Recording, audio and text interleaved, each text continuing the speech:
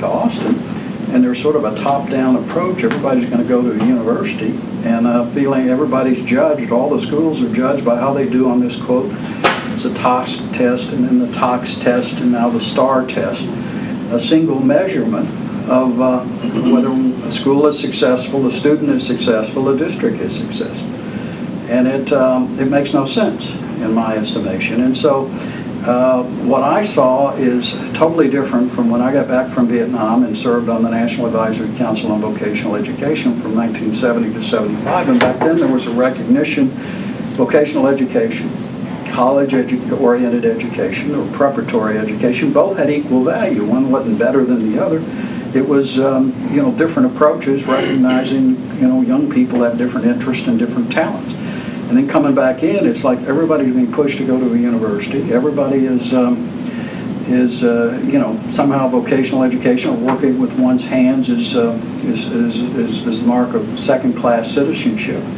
And the irony is, what we've done is we wind up with a lot of young people who drop out of school because they aren't interested in going to college or don't find education at high school level relevant, or as Ann Matula, the Craft Training Center has pointed out to me, said, and it's true, I've seen it in my own family with one of my sons, kids learn differently.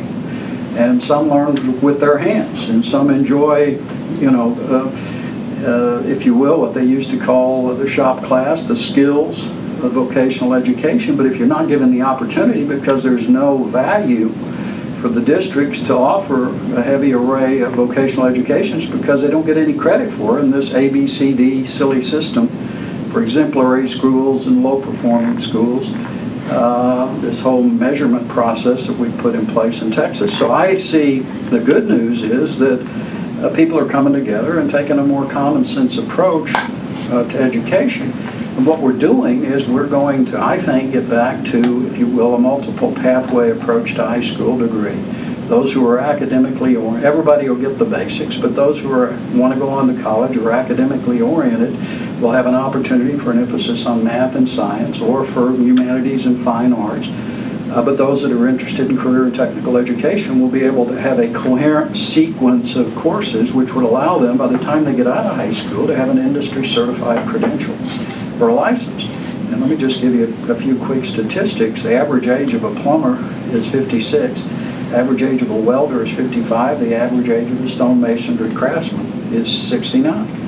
And the pay for those in the skilled trades range from someone coming out of the craft training school with a welding certificate. Now we've got, partly due to the Eagle Ford Shale, they can start at $1,700 a week.